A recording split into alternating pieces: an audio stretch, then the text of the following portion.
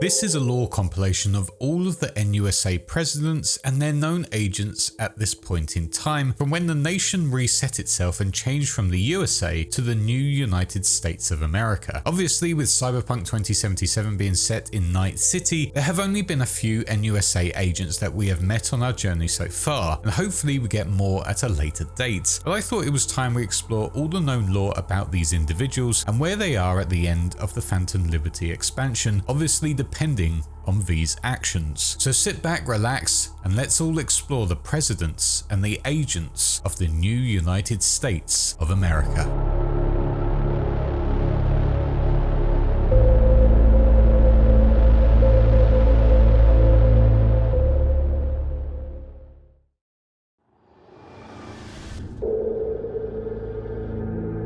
Before Rosalind Myers became president, there had been many that served before her in terms of where our timeline diverges from Cyberpunk's. George H.W. Bush would be the last of the known presidents before new faces started to take office. However, after Bush's rule, the role of president wasn't exactly something people really wanted to take up. This was all because in the years following Bush up until Rosalind Myers' predecessor, there had been 3 successful assassinations that had taken place, as well as many years of martial law that had been forced on its people. This was all thanks to the actions taken by shadowy figures within the US government who had manipulated the international stock market, artificially raising the US finances and causing a worldwide financial crash. This crash got majorly investigated and the US were found to be responsible for it, and since that point onwards, every president that made it into office had the horrible task of trying to gain back the respect they had lost and try and raise their economy back to a stable level. By the year of 2018, President Blair, the 44th President of America, became incredibly sick whilst in office, rendering him unable to do any work or run the country. In response to this change of circumstances, his vice president of the time, Elizabeth Kress, would come to office as the acting president until the 14th of April 2019, when President Blair sadly passed away, meaning Kress would be sworn in as the next president of the United States of America. For over 40 years, Kress would rule over the country and would witness one of the most horrific wars the world had ever seen. That, of course, being the Fourth Corporate War between the corporate powerhouses of Arasaka and Militech, in which Kress used to be the president of. As the war got more heated, it would eventually head into Night City, in which a Militech covert strike team led by the solo merc Morgan Blackhand infiltrated the Arasaka Tower in the heart of the city centre and tried to extract the data housed there. As the mission went ahead, the multiple teams sent in there were going to set off a couple of mini nukes within the tower, destroying it completely and sending shockwaves all over the city and the country, coating the whole area in a radioactive cloud and red dust that would linger in the air for years. With this event shocking Arasaka, they would be forced out of the USA's land and also surrendered the war, meaning it was finally over and people could rebuild their absolutely destroyed countries and cities that the corporations had relentlessly bombed and attacked in their campaigns. Kress during this process would go on to fully nationalize Militech just before the attack on the tower to make sure they could not go off and start wars like this again. At the same time, Kress would go on to fully blame the Night City bombing on Arasaka, saying they wanted to destroy the Western Hemisphere and take it over for themselves, despite the fact that Militech were clearly to blame for the bombing,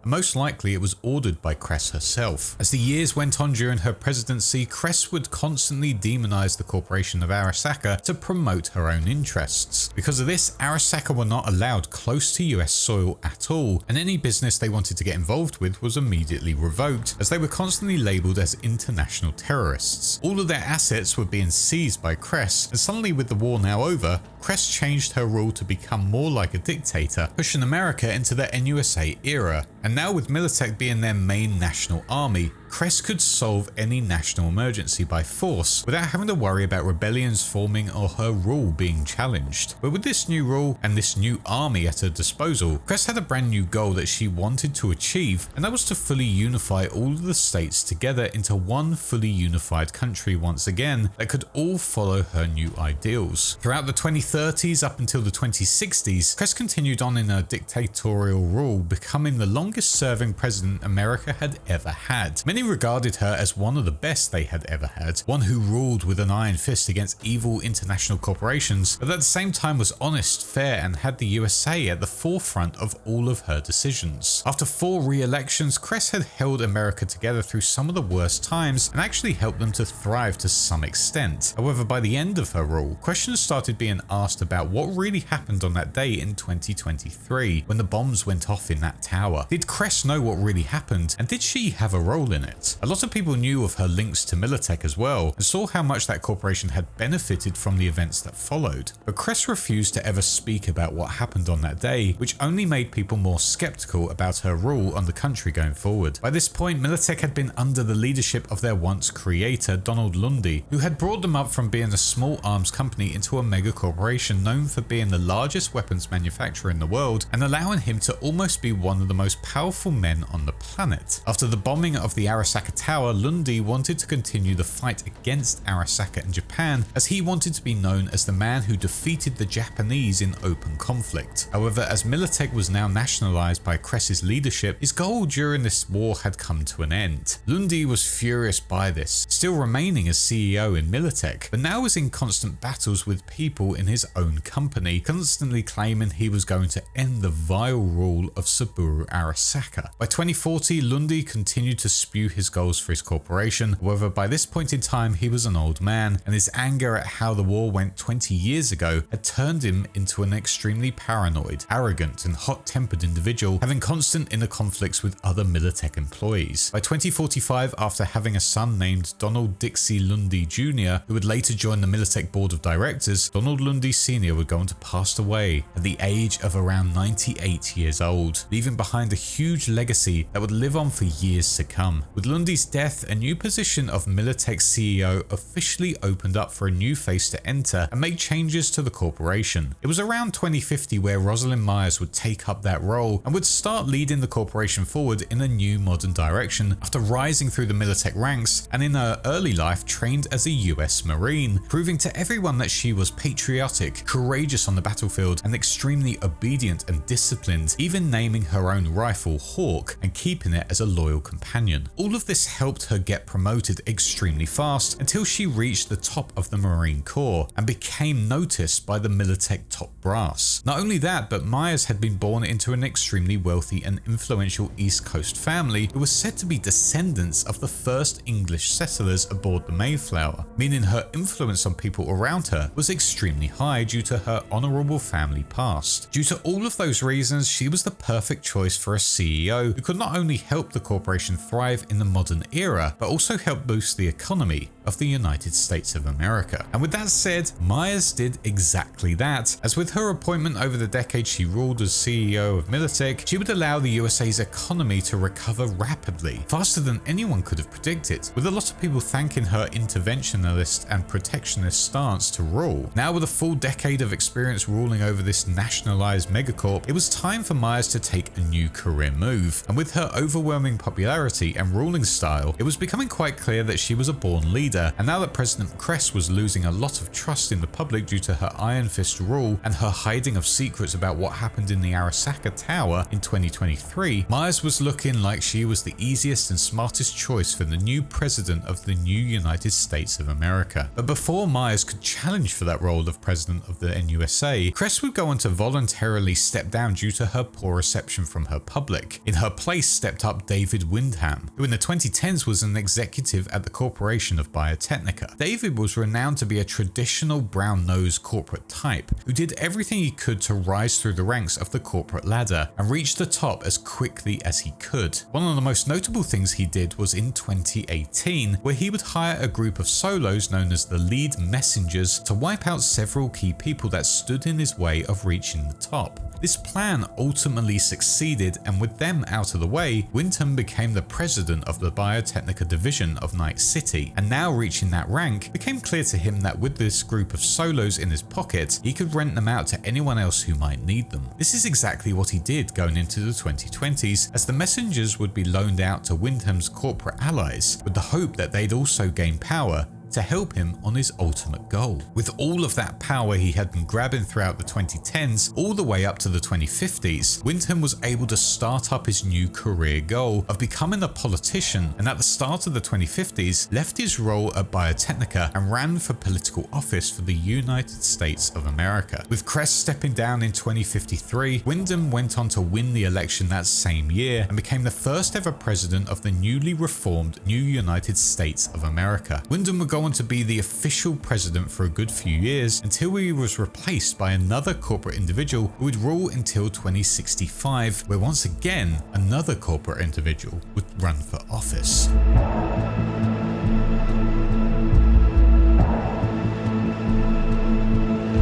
In the late 2060s, Myers would follow her new career path and put herself up for election for president of the country, and amazingly won over the public. With her appointment, Myers would leave her position as CEO of Militech and would pass it on to Lucas Harford. Myers was certainly a welcome addition to the loyal states, as she was a warming politician who seemed to listen to the people of the country, trying to do everything possible to keep the peace and everyone happy. After years of war and financial problems, she was the leader the country needed right now. However, Myers wasn't too different from Cress in her ambitions and end goals. She was majorly in favour of bringing the country together and fulfilling Cress's ambition of unifying the country into one strong nation, to allow them to grow even further economically and also be a united superpower once again. This all came to a head within the year of 2069 when President Myers proposed a unification program to extend federal rule over the free states who had broken away from the rule of Washington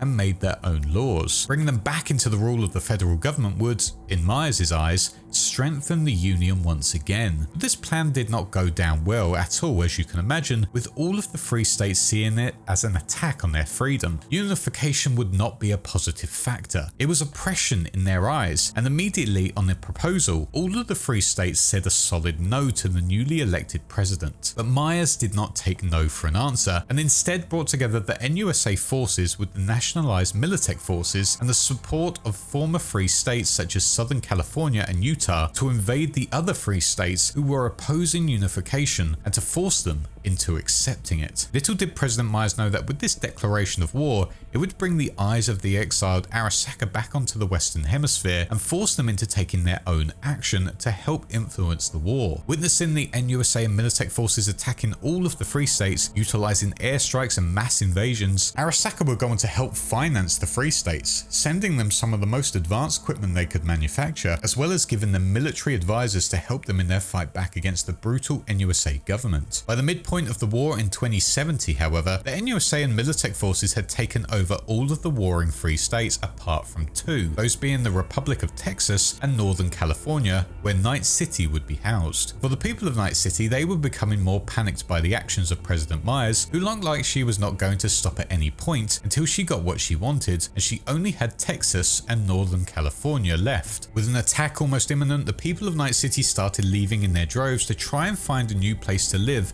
away from the war. However, they would not be so lucky, as all of the borders would be closed for them. For the corporations, they would also leave in their droves as well, believing that Myers' presidency would absolutely destroy their plans for Night City and it being a capitalistic utopia. With the corporations removing all funding from the city, the underdevelopment area of the Pacifica district, which was set out to be a wealthy person's dream holiday spot, turned into a wasteland with no investment being pumped into it at all. In an attempt to make it so the corporations stayed within Night City and survived the attack from the inevitable NUSA and Militech forces sent by President Myers, the mayor of the time, Lucius Ryan, asked for the assistance of the exiled Arasaka, who had been financing the free states during this war. Answering the call, Arasaka would turn up and force President Myers' hands. She realized that if she were to continue on with the attack, it would just lead to yet another grand-scale war against Japan and Arasaka, which would be devastating for the country's economy and would probably bring about the destruction of many countries once again. Knowing there was no way to move forward in her unification goal, President Myers agreed to a ceasefire and called for peace talks with all of the parties involved, meeting everyone in a neutral area. The Treaty of Unification would be signed as the Unification War came to an official end, with the NUSA not being fully successful in annexing the free states under the NUSA banner. However, it did force them into more of a union with the government, allowing them to be a part of elections and national decisions. That was all apart from Night City, City and the Republic of Texas, who remained completely neutral and their own thing away from anyone's control. In the end, the war came to an end, with Arasaka being able to do business once again within America, and with all parties claiming they had won the war. But realistically, the only one to gain anything was Night City, who had become a fully international city and gained the financial influx of Arasaka investment. As the year of 2077 came about, President Rosalind Myers' popularity was at an all-time low because of the events of the Unification War. Despite that, she was in fact within her third term as president. However, many viewed her as a corrupt, corporate-backed fascist with imperial delusions. A lot of people still argued for Myers, stating that under her presidency, they had never been in a better position, drawing attention to Night City in particular, stating that their crime rate there was double what they were getting in NUSA territory, all thanks to the way Myers dealt with crime. This must have played some influence in Myers' decision making, as she would go on to pitch the idea of Militech forces becoming the main police force within Night City to make sure all of those criminals be brought to justice. However, the head of the NCPD outright refused Militech involvement, knowing full well that she only wanted to control Night City and bring it into NUSA control. President Myers didn't help herself within this year, as she would continue on her warpath, ordering the bombing of Texan air bases within Wellington and El Paso. This wasn't unprovoked, however, as just before the event, the NUSA had been victim to suicide bombings from Texas loyalists within the New Mexico and Oklahoma bases. With both of these events taking place, it seemed almost certain that the Republic of Texas and the NUSA were going back to war once again. However, how that would affect the Unification Treaty, no one really knows yet. But with that said, President Myers could argue that it was Texas that were the ones who broke the treaty and needed to be punished for it. Around that same time, Myers would also go on to acknowledge within a public statement the huge flow of refugees that were coming into the NUSA land, reportedly flooding in from the Netherlands in Europe. This political statement was clearly a move to try and prove to those remaining free states, as well as the EEC, that the NUSA is the best place to live in the world, and even people from Europe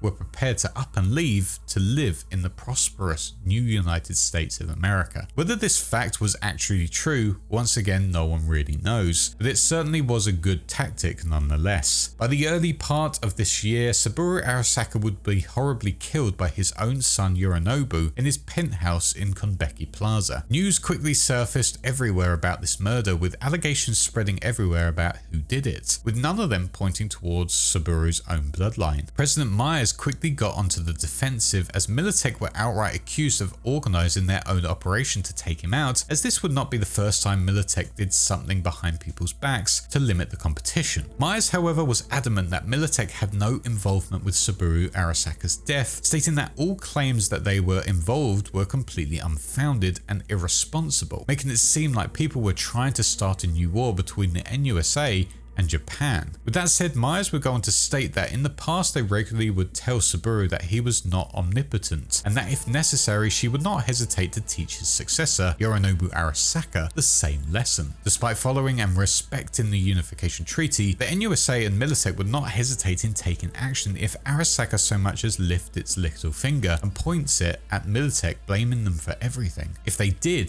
they would feel the full force of the NUSA military. Luckily, nothing happened between the two parties, and for a time things settled down, as the death of Saburo was not questioned as much anymore, with the family just focusing on honouring their deceased father. For President Myers, she would go on to attend a Federalist Party convention within the same year, making the claim that she would continue working hard in her role to make sure she secures that fourth term in office to maybe one day match and surpass Elizabeth Cress's record of longest serving president. The campaign slogan for this fourth campaign would be following a similar yet harrowing idea for many, with it reading "A Return to Unity," showing that her goal to strengthen the country was still there, truly pushing the limits of what was acceptable within the treaty everyone signed within North America. As tension was rising to new heights, a young merc named V was desperately looking for a solution to their problem. This merc had 6 months to live, as an engram was destroying them from the inside, taking over all of their brain functions.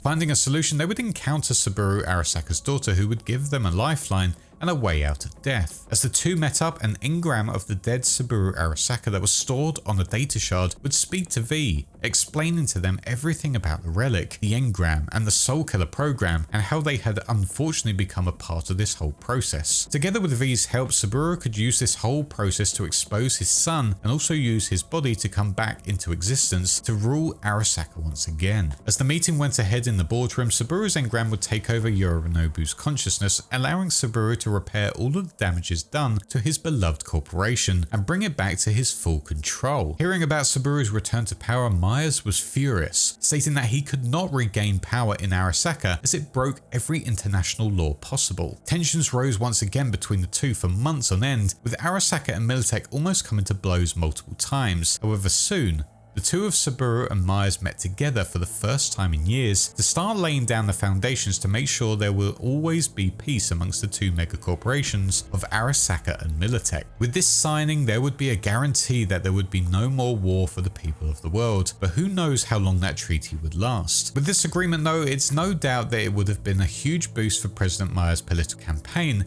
and securing peace would most likely also help her secure that precious fourth term in office, even if a lot of people were skeptical about her overall plans and her dodgy dealings behind the scenes. However, just before that, in the mid-months of 2077, whilst flying over Night City, Myers' Space Force 1 would be shot down mid-flight by the forces down below within the area known as Dogtown, and with it, Myers was to be tracked down, captured, and most likely killed. Unknown to Myers, she had been betrayed by her very own netrunner of Somi, who shared the flight with her, but the missile that hit was completely unplanned for, resulting in an urgent rescue mission to find Myers, as the legendary Merca V would be recruited. Ultimately, Myers would survive this whole ordeal and would continue on being the president of the NUSA. However, her many decisions over the years might have hindered her popularity once again. She's already experienced multiple assassination attempts, excluding the new one in Dogtown, so moving forward it's most likely she'll be in someone's crosshairs once again. Maybe with another corporation wanted to put in one of their own members as the new president. But one thing is for sure, she is cold and brutal and is absolutely not just going to sit back and watch her country stay the same. She wants change and will most likely not stop until it is all united, either in accord or not. She will make it happen somehow.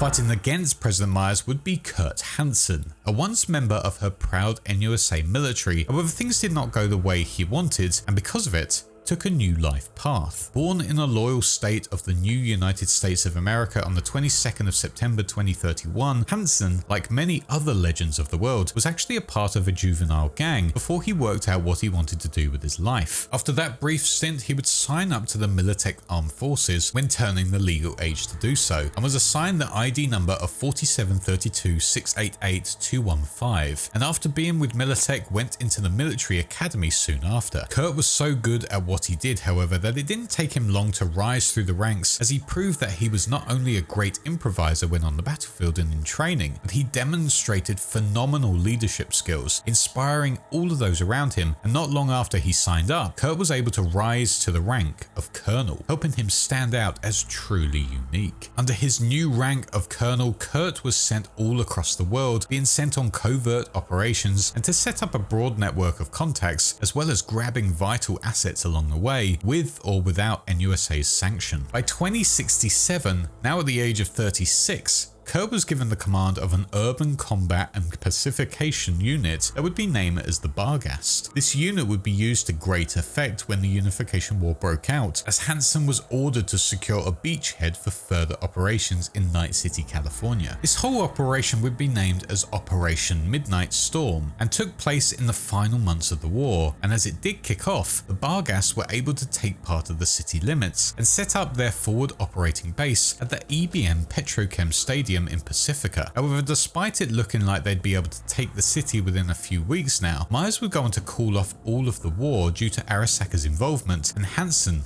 was ordered to retreat on the 9th of June 2070. However, Hansen saw this as a sign of weakness and felt like Myers had betrayed his forces as well as everything they stood for, and instead of following the orders like he had done most of his life in the military, he completely refused the order and stayed in their new location. Now seen as betrayers of the NUSA, Hansen formed his new plans for what he could do now, and with all of his experience in leadership, improvisation and organization, had a loyal following who joined him in this new mission. It didn't take long for Kurt to set up this new area, utilizing all of his contacts over the years as well as all of the equipment they had taken from the NUSA military, and immediately set up a new black market operation where no laws applied here, and people who were on the run could hide out here without any fear of being found by a corporation or nation, unless they were on the run from Kurt Hansen himself and his Bargas forces. However, this area was still subjected to a lot of poverty, especially in the wider Pacifica area, and with it, Kurt and his forces went on to separate their little area off from the rest of Pacifica, naming their luxury black market headquarters as Dogtown, letting the rest of Pacifica fall into what was known as a combat zone. Technically, Dogtown is one as well, but it just has its own little police force within it to protect the ones who own the power. It didn't take long for Kurt to make Dogtown an extremely wealthy area thanks to their gun trade and dealing with off-the-books machinery that was acquired from some of the biggest manufacturers in the world. By 2077, however, this is where Kurt saw his opportunity to hit back against President Myers, who had betrayed him a few years prior, but also to grab hold of a new device found deep below Dogtown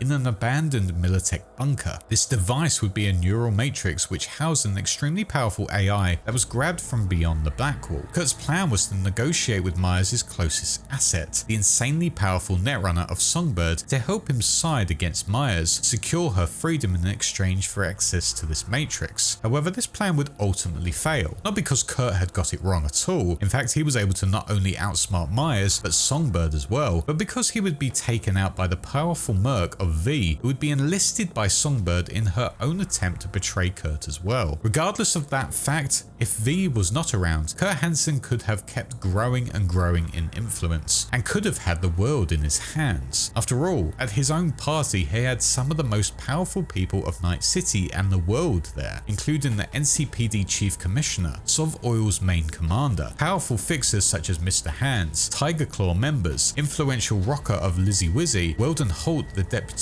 mayor of Night City, leaders of both media corporations of WNS and N54, and two powerful French netrunners who had a lot of influence on the streets and in corporations, Aurora Cassell and her twin brother Emmerich. Whilst technically not an NUSA agent anymore, Colonel Kurt Hansen was most likely responsible for some of the NUSA's biggest victories over the years. The fact that he rose to such heights so quickly says it all, and he clearly terrifies the NUSA, hence why throughout all of the Phantom Liberty expansion, all of the agents make sure to be as undercover as possible. Not only is Kurt a major threat, but his Bargas forces also do not mess around and house some of the best equipment in Night City, and maybe even on the entire planet.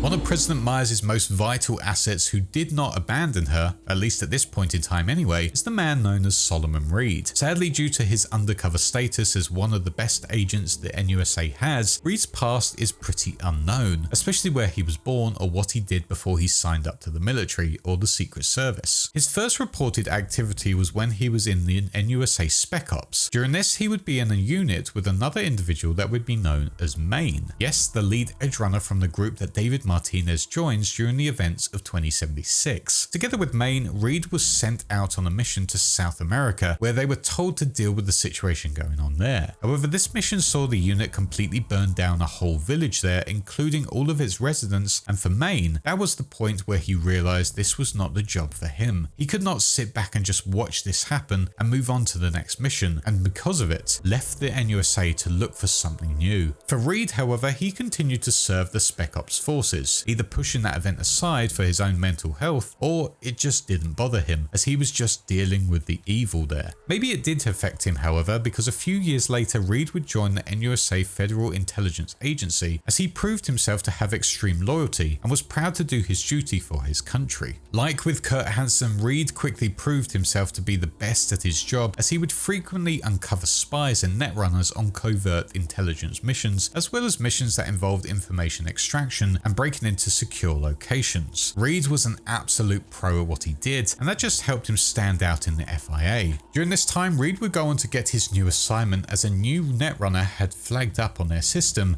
with their name being Song So-mi. So-mi had caught the attention of the FIA and they knew that she was dangerous, but also useful for their cause, and with it, Reed was sent on a mission to recruit her, threatening her freedom if she turned them down. Ultimately, this paid off, and with it, Reed would go on to train her up as his own protege, and soon after getting So-mi on board, also recruit the actress of Alex to join the FIA, someone we will explore in a minute. In 2069, Myers launched the Unification War, and when she did, assigned Reed as the lead of the FIA cell operating in Night City, which also included So-mi and Alex. During the height of it, Reed and his agents went on to do multiple covert operations within the city itself, specifically targeting the Arasaka Corporation, who were publicly supporting the Free States. But as the war went on over the years, Reed was losing more and more of his agents to the Arasaka forces, and his influence was dwindling within the city, and he needed to try and find a new solution. Here he would reach out to his old acquaintance of Maine to launch a spy network in the city for the NUSA. However, Maine quickly refused that offer, leaving Reed on the back foot once again. As the war got closer to its end with the NUSA looking to take their ultimate victory, Reed and Songbird were sent on their last mission to take out and neutralize Murata Ozuru, an admiral of the Arasaka Corporation who had come to the aid of Night City and were pledging support to all of the remaining Free States in their war against the brutal NUSA. As the two traveled through Night City making plans for how they go about doing this operation, the two would go on to receive word from Myers to pull out of Night City and forget about the targets. They were to return to the NUSA immediately, most likely due to the fact that Myers wanted to sign the Arvin Accord and bring this unification war to an official end. As the two met up in Tom's diner to discuss how they left the city after losing multiple FIA agents in the process to Arasaka forces, both Songbird and Reed would learn that Azuru and his whole family were killed within an AV sabotage. Both of them questioned what happened, knowing full well that they hadn't set this up. Despite that new hiccup, Reed went on a new mission before exiting Night City for good, and that was saving the last remaining FIA agent that was remaining in the city, known as Jonas Collinson. Songbird massively disagreed with this, knowing full well that Jonas would not return the favour if it were Reed in that same position. But despite Songbird's pleas, Reed went anyway. That said,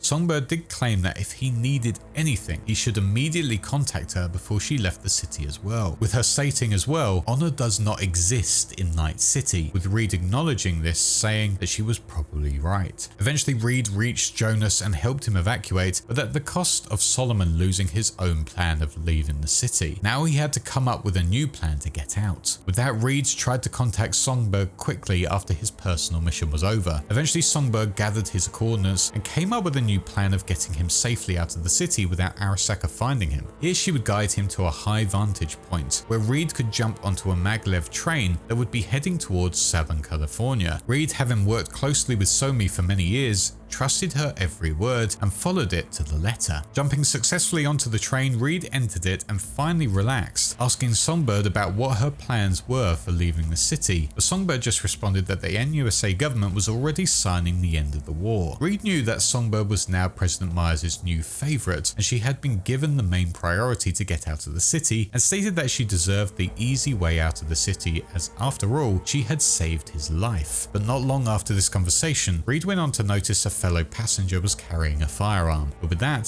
Songbird did not reply. Reed knew he was in for trouble and attempted to leave the train, but as he did, speaking to So-mi at all times, he noticed the train door was being sealed shut. At this moment, Reed knew that Songbird had betrayed him and he was being left to die, being taken out by a couple of hired goons and Arasaka mercs. For Songbird, however, she cut off communications with Reed and headed back to Myers, where she would indeed be her new favourite and also Myers' new project as well. Somehow after that event, Reed was able to survive, but he was still listed as being KIA. This was because the NUSA had had to declare his death to make sure Arasaka signed the treaty, as they wanted assurance before they signed any form of ceasefire with the NUSA. In fact, the whole betrayal of Reed was constructed by Myers to make sure the Arvin Accord went ahead. President Myers agreed to the terms, and with it, Solomon Reed was listed as officially dead, with even his closest agents not being told the truth of the situation, that somehow he had survived it and was still active somewhere in the world, but now as a sleeper agent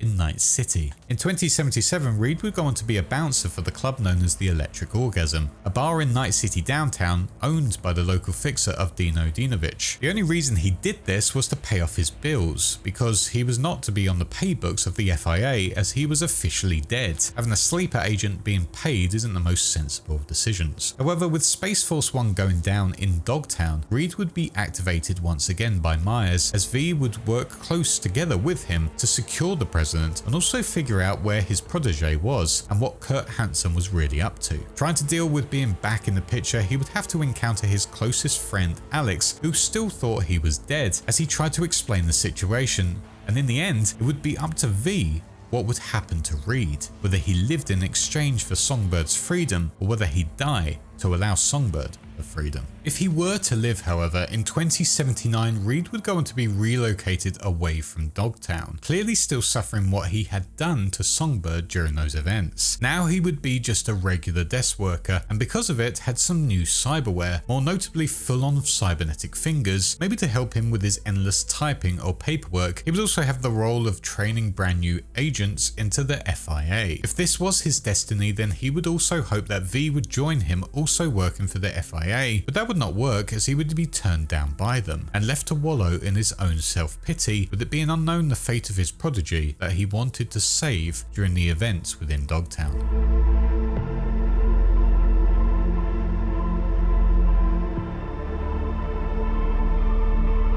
Alex, or how she is actually known, Alena Xenakis, was born and raised within the slums of the Los Angeles Metroplex, which, if you haven't watched my previous video on the free states of the United States, the Los Angeles Metroplex was an absolutely horrific place to live, filled with horrific weather conditions and major overpopulation problems. This passed on to Alena as well, as she would witness her parents drown in various addictions. Her friends' childhoods plummeted into a never-ending cycle of crime, and poverty just surrounded her 24/7.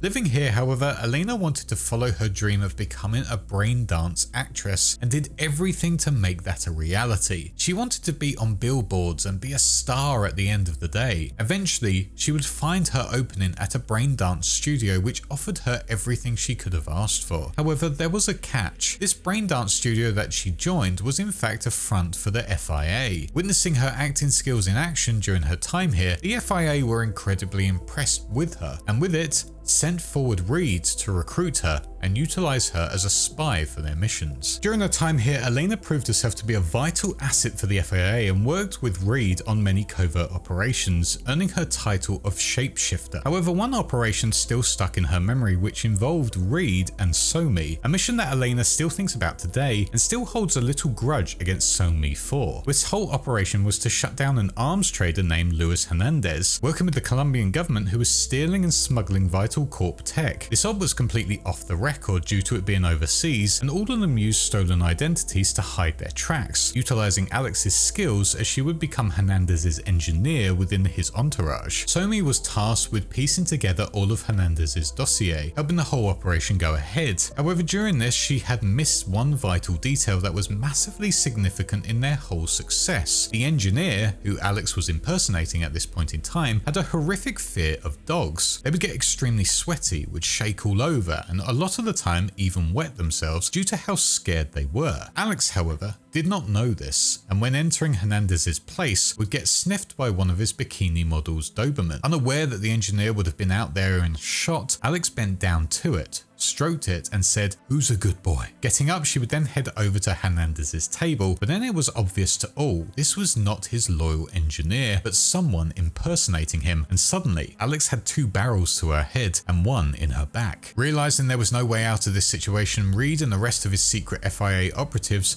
gave up any hope of doing a mission of subterfuge and instead kicked the door down and wiped out all of Hernandez's crew, making an official report that a rival gang had taken them out, luckily allowing them to get away quickly without turning it into an international problem. For Songbird, this was a major blunder on her first gig and could even be seen to some as her doing it intentionally to wipe out the FIA agents looking after her, but regardless, all of them got out of it alive, and Songbird, Reed and Alex returned back to the NUSA with the mission complete, even if it was a dramatic failure. After that operation, Alex distanced herself a little from Somi and any operation with her on, and whilst the Unification War began, Alena was sent to Dogtown, and suddenly her life had gone full circle. Despite fulfilling a new career of becoming an incredible actor and shapeshifter for the FIA, she now found herself back in the slums, a place she so desperately wanted to avoid all of her childhood, but now she had to call it her new home. With the Unification War over and Reed being what she thought was murdered by Arasaka forces, Alena was forced to stay in Dogtown and make it her full life, as she remained there for 7 more years, disguising herself to make sure she was never tracked down. This was to all turn upside down in 2077 when she would be visited by a ghost, as Reed and V went on to meet up with her and try to hire her for a new mission, something that obviously did not go down well at first. But her fate, like Reed's, would be in the hands of V and Songbird once again. If V were to side with the FIA and try to take out Songbird, Alena would go on to be murdered by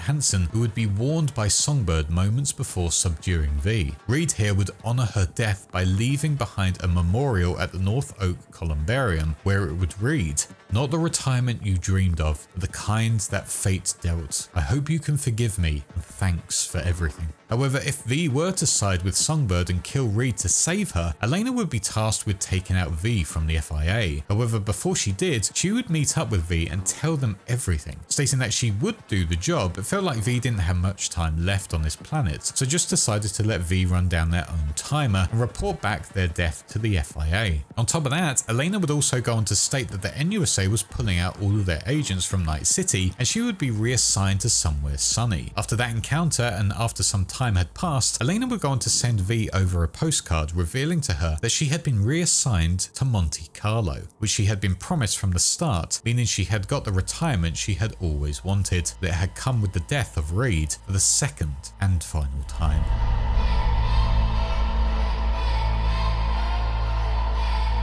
Song So-mi was born and raised within New York City on the 29th of December 2045. At that point in time, America was in shambles. The time of the Red was still in full effect within Night City, with big rebuilding projects going on, but for everyone else, they were still struggling to handle the recent net attacks launched by Raish Bartmoss in 2022 to wipe out the old net just before he was taken out by the corporations, looking to shut down the activists who like to hack and cause trouble just for the fun of it. Whilst all hell was going on around the country, So-mi would be raised by her mother, and it would seem that it would only be her mother, as within her favourite family photos, a father is never present within them. Maybe she did grow up with one, but I think it's safe to say that relationship wasn't as strong as the one she had with her mother. By the age of 13, still living within New York City, So-mi got a taste for net running, similar in style to how Raish Bartmoss got into it all, and whilst out and about, convinced a local ripper doc to sell her an old, worn-out cyberdeck so that she could really dive into the new net any chance she could get. After a few years, So-mi became an extremely competent net runner, and because of her skills, was able to move out from her family home in New York City and moved into her own apartment within Brooklyn. Within this apartment, she would fully kit it out with a ton of net running gear to allow her to dive in whenever she needed, and without limitations as well. Essentially, with this gear, she was able to go to any place within the net to steal data from data fortresses, and also just venture into out-of-the-way places to satisfy her curiosity. This helped So-mi gain a reputation as an extremely skilled net runner, as her friends would certainly notice, along with her boyfriend of the time named Lucas. But as her net running skills developed over the years, she would also go on to take extremely risky gigs that were listed sometimes from back alley fixers, which would help her improve her skills, but were most of the time extremely unsuccessful. That's not to say she never completed any. Those that she did complete helped her to pay for more equipment and more luxuries for her new thriving home. One of those successful gigs would be hacking into the Biotechnica Corporation around 2063 or 2064, breaching the Oregon fermentation facility to see what the corporation was truly up to there. By the age of just 19, however, So-mi's hacking had caught the attention of the FIA, as she had,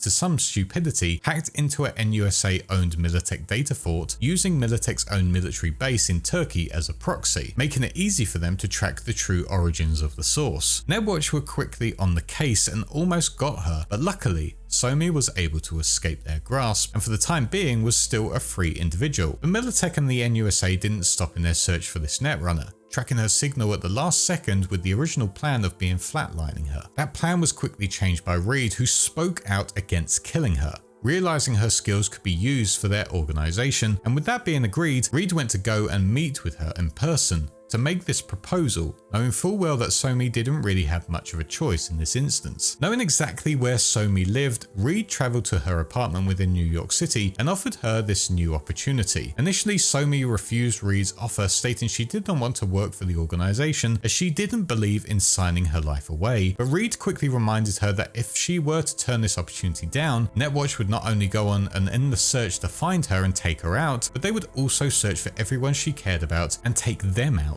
as well. Realizing there was nowhere out of this situation, Somi reluctantly accepted the FIA's offer, believing that Reed was the only way out of this situation. After that blackmail, Somi left behind everything, including her friends, family and Brooklyn apartment, and now was embarking on a new life as a net-running operative for the FIA. When leaving the city, however, Somi remembers not looking sad that she was leaving, but refused to look back at her home, whilst also saying she truly believed that Reed had saved her life. But for Reed, he knew that Somi did not believe that at all, and deep down she was majorly affected by this situation. On their way back to the capital of the NUSA, Somi would officially meet with President Rosalind Myers and would swear an oath to her and her country, making her now an official FIA agent and tied to Myers for as long as they needed her. With her now working for the NUSA, Somi was given a codename which was Songbird and was immediately assigned to Solomon Reed as his protege and trainee, as he was the one who wanted to bring her into their organization in the first place. But sadly, outside of the FIA,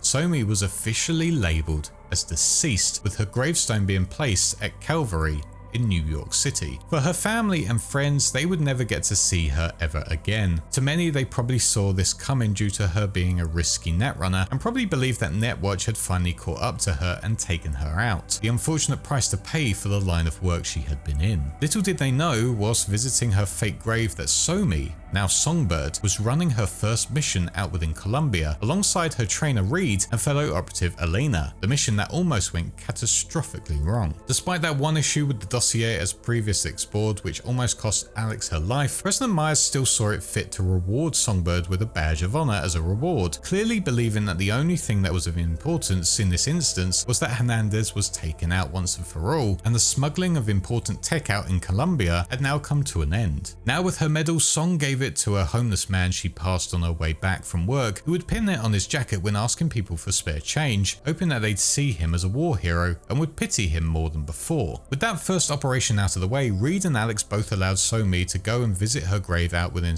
New York City, where they would lay some flowers down and pour some whiskey over it, enabling Somi to say a final goodbye to the life she once had and to some extent her freedom. With that done, it was back to working for President Myers as she became her new most loyal servant, going into the most vital era of her presidency. At this same time, Reed, Songbird and other vital FIA agents were sent on their own undercover missions to Night City as well, working alongside Kurt Hansen in his Battle of Pacifica. Being relocated here, Songbird was given her own apartment close to the Tranquil Terrace. The truth was that this whole area was technically still Militech owned, as underneath this part of Pacifica lay a huge Militech lab named Cynosure that had been created back in 2020, causing all of the corporations looking to pump money into the area to leave, with Militech claiming it was due to a gas leak and other dangerous things located underground. That said, however, for the time being, this whole lab was abandoned by Militech, but its projects were still down there in the databases, something that most likely Myers knew about and was exactly why Songbird was sent to this area specifically. Whilst living there, Songbird often spent time on one of the terraces looking out all over the city and its people,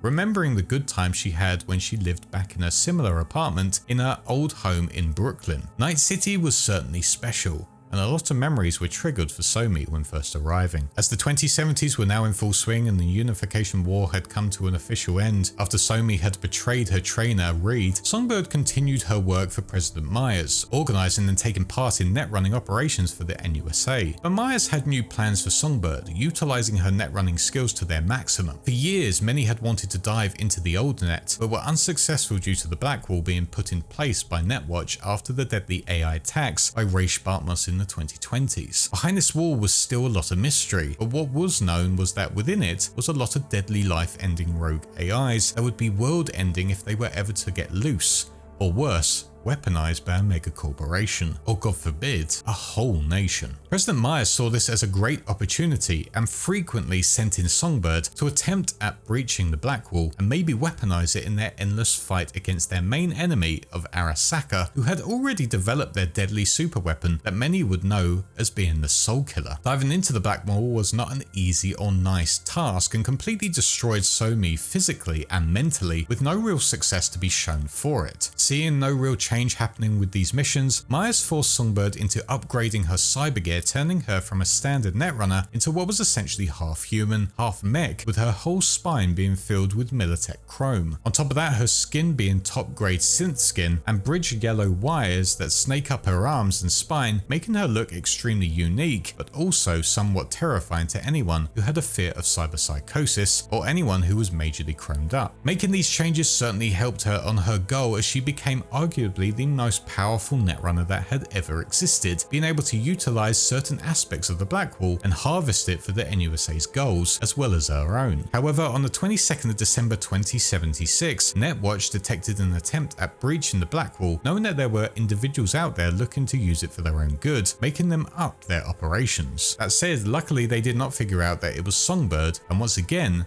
she was safe from their grasp. The year was now 2077, and for Somi, she had now officially lost all of what made her her in the first place, as she had lost all of her autonomy and personality. The FIA were telling her what to do, think, and behave like, and there was no way out of it. She had pledged loyalty to them until the very end. On top of that, she had lost everyone who truly cared for her. The one individual looking out for her over the years, Solomon Reed, she had betrayed. Alex had also disappeared completely and was not with the FIA anymore, anyway. And for President Myers, while she valued Songbird, she only really saw her as a vital, expensive asset that was essentially, now that she had breached the Blackwall, an extremely dangerous weapon who could be used to break international laws governing cyberspace use. As time went on, the rogue AIs that were on the other side of the Blackwall started infiltrating Somi's mind, and she was slowly but surely going insane, losing herself completely, and if this was to continue, would turn into the most deadly case of cyberpsychosis ever seen before, and not only would she die, but the rogue AIs would be free from their slumber and could use her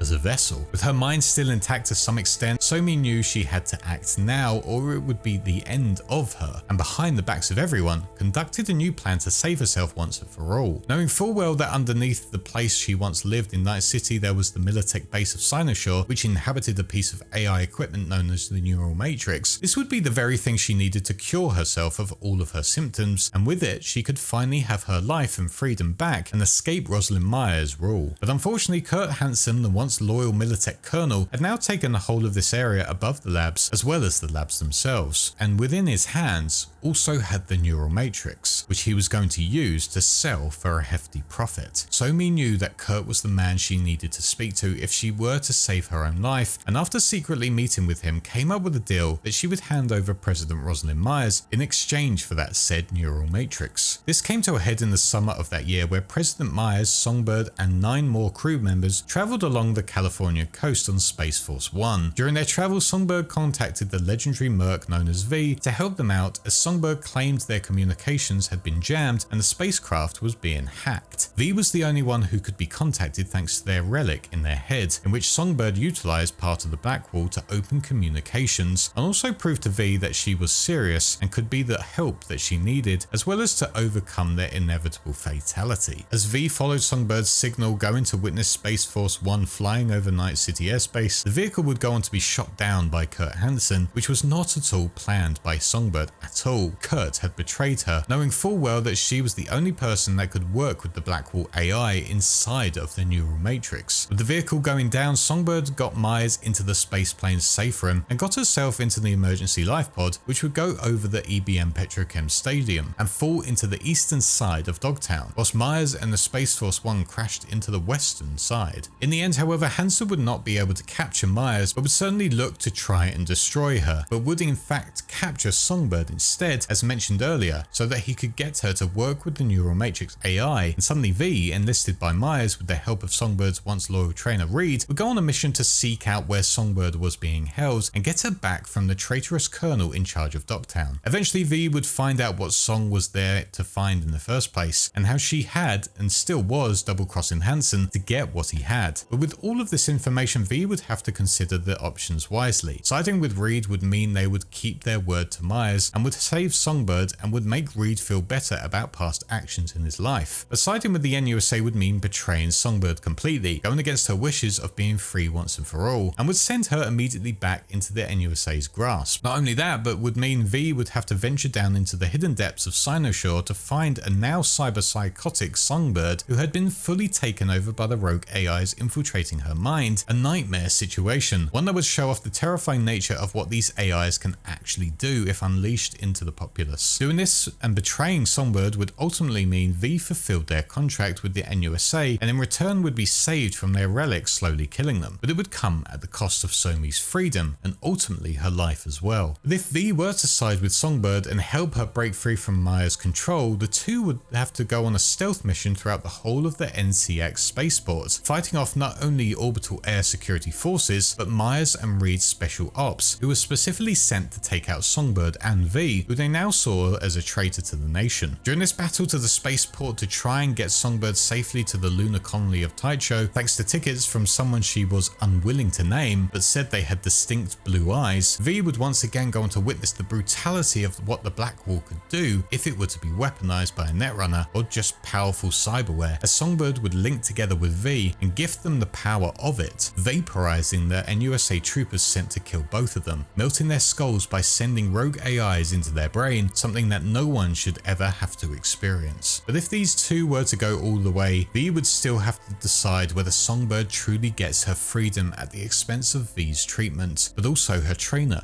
Solomon Reed's life, or if she would once again be sent back to the NUSA to be subjected to more tests, and most likely sent back into the Blackwall to capture more rogue AIs for President Myers' super weapon projects.